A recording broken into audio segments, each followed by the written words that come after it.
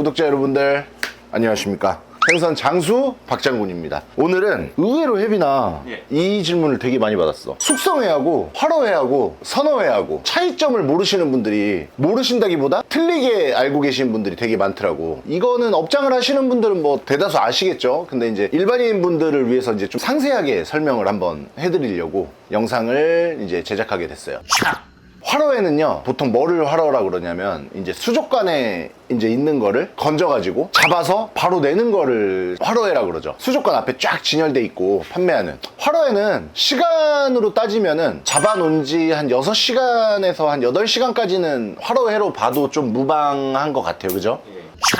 숙성회는 뭐를 이제 숙성회라 그러냐면, 일단은 제가 숙성회를 파고들기 시작한 계기가 있어요. 큰 생선을 쓰는데 이게 당일 소비가 안 되다 보니까 어느 날 큰 생선을 이렇게 많이 먹어보는데 굉장히 맛있는 거예요. 작은 생선보다. 큰 생선을 쓰고 싶은데 매출이 안 받쳐줘요. 작은 거를 쓰면은 숙성이 잘 안 되는 경우가 많으니까 이거를 이제 좀 파고들었단 말이에요. 그러니까 생선을 잡으면 활어 상태, 살아있는 상태에서 부패가 오잖아요, 여기. 그래서 그 부패가 오기 전에 그 맛있는 구간을 찾는 거를 이제 숙성회라 그러는데, 이 질문을 굉장히 제가 많이 받았어요. 무조건 숙성을 하면은 기름기가 올라온다, 이렇게 말씀하시는 분들이 많거든요. 이거는 일단 저는 틀렸다고 봅니다. 왜냐면 원물이 일단 기름기가 있어야 돼요. 일단 첫 번째는 원물이 좋아야 돼요. 원물이 좋아야 숙성도 되는 거고, 원물이 안 좋은데 광어 키로짜리 갖다가 숙성을 하거나 이러면은 기름기가 생기느냐? 안 그래요. 원물이 일단 기름기가 있는 상태에서 수분을 잡아주고, 그 다음에 수분이 어느 정도 빠지면서 좋은 생선이 기름기가 올라오는 그 극한의 맛을 끌어내는 거를 이제 숙성회라고 합니다. 숙성회는 그러면은 선어냐? 자, 일단 활어는 살아있는 걸 활어라 그러죠. 선어는 죽은 거가 유통이 된 거를 이제 선어라 그럽니다. 그리고 이제 찍어발이라 그러는 거. 시장에 가면 살아있는 거를 어떤 이유에서 죽여놓은 거를 이제 찍어발이라 그러는데, 우리가 이제 활어를 잡으면 요거 갖다가 신경을 찔러서 최대한 조직이 늦게 풀어지게끔 하는 거를 해놔야 되는데, 시장에 가면은 그거를 해놓은 것처럼 보이지만 안 돼 있는 경우가 굉장히 많아요. 그래서 그거를 확인하고 안 하고의 차이가 굉장히 크죠. 엄청 큽니다. 숙성회는 그 맛을 찾는 그 방법이 다 달라요. 그러니까 보관이죠. 보관하는 방법이 다 틀려요. 일단 이 전처리 작업까지는 똑같은데, 전처리를 하고 건식이라 그래가지고 바람으로 숙성을 하는 곳들이 있고, 요즘에는 또 그런 것도 많아요. 곰팡이균을 이 겉에다가 입혀요. 곰팡이가 다 펴있는데 그걸 걷어내고 회로만 먹는 거를 지금 일본에서 하고 있어요. 봤죠? 엄청 비싸다던데? 네, 엄청 비싸대요. 그 직접 자기가 현미경으로 봐서 먹을 수 있는지 없는지 확인한대요. 그래서 지금 시대가 굉장히 많이 변하고 기술이 굉장히 지금 다양하기 때문에, 이제 제가 여기서 이제 하고 싶은 말은 이거예요. 전처리하는 방법은 이게 틀렸다 이런 게 있어요. 이거는 틀렸어요 이런 게 있는데, 숙성은 틀렸어요의 영역이 아니에요. 다르다라는 표현을 쓰는 게 맞아요. 가끔 그러신 분들이 있어요. 우리 단톡방에다가도 무슨 질문을 이렇게 하면은 그거를 딱 정답을 정의해놓고 딱 이렇게 말씀하시는 분들인데, 그게 굉장히 위험한 거예요. 저희는 이렇게 하잖아요. 그럼 남들은 이렇게 하잖아요. 그럼 그걸 틀렸다고 표현하시는 분들이 많은데, 틀린 건 아니에요. 왜냐면 안 해봤잖아요. 그래서 아, 저렇게 하는 방법도 있구나, 우리랑 다르다, 이게 맞는 거예요. 그분만의 또 방법이 있을 거예요. 이제 숙성회가 장점이 있을 거 아니에요. 장점은 일단은 수족관이 없이 장사를 할 수 있다는. 우리 와이프 알잖아요. 옛날에 수족관 있을 때 아침마다 제가 했던 거, 생선 건져가지고 수족관 그러고 끝나면 청소해줘야 되고, 그 시간적인 부분이랑 관리하는 게 굉장히 범위가 커져요, 수족관이 있으면. 근데 이제 우리 집 같은 경우는 그 점은 없지만, 대신에 생선이 시장에서 제가 물건을 많이 사오는 날, 그럴 땐 또 굉장히 일이 많아요. 그거를 그날 다 해야 되기 때문에. 그래서 장단점이 그렇게 나뉘어요. 근데 숙성회가 맛으로만 보면은 확실히 맛있는 건 맞고요. 그리고 이런 질문을 제가 많이 받아봤어요. 이거는 틀렸다고 말씀하시는 분들 굉장히 많을 건데, 회를 만약에 떠놓고 냉장고에다 어느 정도 넣어놔요. 그러면 그거 숙성이에요, 아니에요? 굉장히 애매하죠. 근데 그 시간을 짧게 가져가면은 이 냉이 받는다 그러죠. 그래서 좀 찰진 느낌은 어느 정도 생겨요. 숙성에서 이제 부패로 가는 과정을 짧게 이제 단축시키는 거죠. 그렇죠. 업장마다 회를 썰어서 딱 냈을 때 있잖아요. 어느 정도의 숙성 정도로 쓰느냐 하는 업장들이 다 달라요. 일주일, 2주일, 3주일 뭐 이렇게 장기 숙성하는 집도 있어요. 우리가 봤을 때는 갈변이 엄청 많이 와 있어요. 지금 돌돔이거든요. 이렇게 투명한 빛이 아니에요. 이미 갈변이 굉장히 많이 진행된 상태인데 그 집이 굉장히 맛집이야. 근데 우리가 봤을 때는 저거는 좀 먹으면 비릴 건데 라고 하는 그런 생각이 들 정도의 숙성을 하는 집들이 있거든요. 또 이것도 틀렸다고 할 수 없는 게 손님이 많잖아요. 매니아층을 모았다는 거야. 그게 굉장히 저는 리스펙을 합니다. 장사가 잘 되는 집들의 표준을 보면은 단기 숙성이에요, 거의. 장기 숙성은 많이 없어요. 장기 숙성을 해서 장사가 되게 잘 되는 집들이 사실 제일 부럽습니다. 되게 힘들어요, 그거. 얼마나 고생을 많이 했을 거예요. 신규 유입이 굉장히 힘들 거예요, 아마. 숙성회라 그러면은 이 이노신산이 어느 구간까지 올라왔을 때를 찾아서 손님한테 냈을 때 그 맛이 식감과 조화롭게 어우러졌을 때가 가장 맛있는 구간을 이제 찾는 싸움을 숙성회라고 보시면 되고요. 자, 그러면은 다 숙성해야지 왜 화로회를 파냐? 화로회가 맛있다고 하는 손님들이 많냐? 이러면 자, 우리가 횟집을 가잖아요. 일단 장류와 쌈류가 우리보다 굉장히 많이 구비가 돼 있죠. 간장, 초장, 뭐 막장 주는 데도 있고 쌈장 주는 데도 있고 고추 마늘 주고 상추, 깻잎 뭐 이런 거 기본으로 거의 나오잖아요. 백김치 이런 거까지. 식감이 되게 도드라지게 좋은 거를 그 감칠맛을 그런 장류와 쌈으로 좀 묶었기 때문에 그것도 맛이 없다라고는 볼 수가 없어요. 우리도 뭐 어차피 간장, 초장 그런 거 다 찍어 먹기 때문에 김치 같은 거를. 그래서 뭐가 맞다 틀리다는 없고 과학적으로는 숙성회가 맛있는 게 맞는데 화로회가 맛있다는 사람을 또 존중을 해줍니다, 저는. 그러면 이제 선어회입니다, 선어회. 여기서부터 굉장히 어려워요. 선어회부터 굉장히 어려워요. 청어, 고등어, 정갱이, 삼치, 참치, 새끼돔, 뭐 덕자병어, 병어, 선도가 좋으면 횟감이 되는 거죠. 어느 생선이고 횟감이 안 되는 생선은 없어요. 그러니까 선도만 좋으면 횟감이 됩니다. 시장에 가잖아요. 그러면 고등어 같은 경우 한 박스에 막 20마리가 들었죠. 겨울에는 좀 그런 일이 덜 하거든요. 근데 이제 날씨가 좀 더워지잖아요.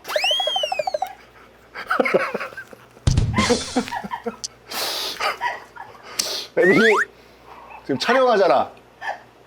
지금 촬영하는데 그 장난을 하고 있어. 저 친구 저거 아주 장난꾸러기야. 가끔 그럴 때 있어요. 횟감이 되네 안 되네로 논란이 굉장히 많은데 한 박스에서도 되는 거 있고 안 되는 거 있죠. 많죠. 만약에 내가 고등어를 20미짜리 샀는데 2마리가 횟감이 안 돼요. 그럼 그거 반품 받아야 돼요? 말아야 돼요? 이게 되게 애매한 거예요. 그럼 이건 누구의 잘못이에요? 판 사람의 잘못이에요? 산 사람의 잘못이에요? 산지에서 올린 사람의 잘못이에요? 정답은 없습니다, 여러분들. 논란이 될 수도 있어요. 근데 제가 이제 그냥 얘기를 할게요. 시장을 저는 1년에 한 100번 가요, 100번. 이거를 지금 한 8년을 넘게 하고 있으니까 한 번도 퀵 시킨 적 없어요. 저는 제가 가슴에 손을 얹고 얘기를 할 수 있습니다. 자, 만약에 한 박스가 이렇게 오면은 고등어 박스가 한 20-30박스 돼요. 상인이 다 까보고 선별할 수가 없어요. 왜냐면 겉에서 보기에는 괜찮아요, 저희가 봤을 때. 아가미를 들춰봐라 뭐 이러는데 상인이 그걸 일일이 다 그걸 할 수가 없어요. 어느 정도 감안을 하고 삽니다, 저는. 특히나 여름에 삼치 횟감 안 되는 거 어마어마해요. 사와보면 다 깨져요, 다 깨져. 선어는요, 잘 쓰면 굉장히 이득인데 아닌 것 같으면은 본인이 판단을 해서 구이로 빼든 뭘로 빼든 하고 쓰시려면은 사시는 걸 추천드려요. 그래서 선어는 이걸 이렇게 생각하시는 분들이 많아요. 횟감 선어는 산지에서 이제 목 따고 신경하고 피 빼고 다 작업을 해서 올려 보내준다, 맞나요? 이렇게 얘기를 하셔, 일반 사람들이. 아니죠. 그냥 올라옵니다. 그냥 올라오고요. 사실 그 작업이 돼서 올라오는 거, 우리가 이제 금박수산 물건 같은 거 보면은 제가 지금 말한 거에 반 정도를 해서 올릴 때도 있는데 시장에 올라오는 물건은 그런 물건은 없습니다. 산지에서 올려 보낼 경우에 그런 물건은 있고 삼치나 참치나 선홍치 같은 거 온리 선어로 유통되는 생선이 있어요. 고등어라든지 이런 거. 그게 어느 타 업체들마다 달라요. 자기가 배를 갖고 있어가지고 그거를 진짜로 화로처럼 작업을 다 해서 올리는 경우가 있거든요. 그럼 이거는 화로예요, 화로. 활삼치라는 게 붙어요. 그렇게 작업을 한 거는 이거는 활삼치야, 이거는 활참치야, 이렇게 붙어요. 그거는 선어가 아닌 겁니다. 선어는 말 그대로 죽은 거가 유통이 되는 걸 선어라 그러고 살아있는 생선을 작업한 거는 무조건 앞에 활이 붙습니다, 활이. 그러면 가격이 굉장히 비싸요. 경력이 꽤 되신 분들도 선어 사면은 성공 확률이 현저하게 줄어요. 저도 많이 갖다 버려요, 아직도 많이 갖다 버립니다. 근데 그거는 감안을 하고 사는 거예요. 왜? 만약에 샀는데 좋으면은 완전 땡큐고 코스트가 확 줄고 되게 좋으니까. 근데 만약에 사와서 안 좋으면 무조건 구이나 질이나 탕으로 뺄 생각을 합니다. 그 생각을 하고 사오셔야 돼요. 그래서 선어는 굉장히 좀 이제 위험하고 전처리를 횟감이 되는 거는 다 해서 올라온다, 요거는 아닙니다. 거기서도 선도가 좋은 게 이제 올라오면 횟감이라고 하는 거예요. 그냥 한 박스에도 다 달라요. 예를 들어서 삼치입니다. 한 박스에 6미짜리 삼치예요. 그러면 이렇게 올라와요. 밑에 3마리가 깔려 있으면 위에 3마리가 이렇게 올라온단 말이에요.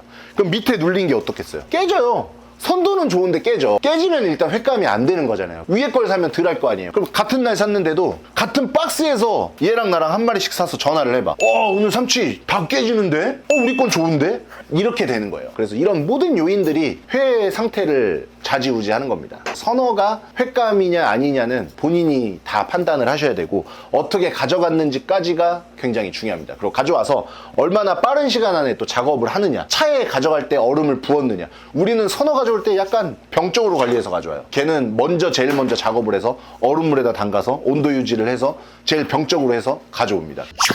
결론을 내릴게요. 활어는 살아있는 거를 잡는 걸 활어라 그러고, 자, 숙성회는 살아있거나 죽어있거나 이 하는 거를 다 쓰는 거예요. 다 쓰는 거를 이제 전처리를 해서 이노신산이 나오게끔 뷔페가 되기 전에 가장 맛있는 구간을 찾아서 판매를 하는 게 이제 숙성회라고 그런 겁니다. 업장마다 되게 쫄깃쫄깃할 수도 있고 컨디션이 중간일 수도 있고 되게 물렁물렁할 수도 있다. 요 세 개가 다 다르다. 업장마다. 자, 그러면 장사를 하시는 분들 입장에서는 뭐가 편할까? 이거를 이제 생각을 해보면 저는 개인적으로 숙성회가 장점이 굉장히 많다고 생각을 합니다. 같은 매출을 놓고 팔았을 때 숙성회가 굉장히 좀 장점이 많고, 대신에 이제 숙성회를 쓰면은 단점은 뭐냐면은 코스트가 좀 많이 들어요. 생각보다 많이 안 남아요. 아, 맞아. 우리가 여기서 일하고 있으면서 손님들이 이제 모시고 와. 한 5명이야. 야, 숙성회가 뭐야? 난 이거 안 먹어봤어? 화로만 먹어보고. 뒤진 거 잡아다 쓰는 거야. 뒤진 거 잡아다가 쓰는 걸 숙성회라 그러고, 화로는 지금 막 잡은 걸 화로라 그래. 이렇게 설명을 하시더라고. 그러니까 방금 얘기했잖아요. 숙성회가 선어 숙성회가 있고 화로 숙성회가 있는데 저희는 섞어 쓰는 업장. 네.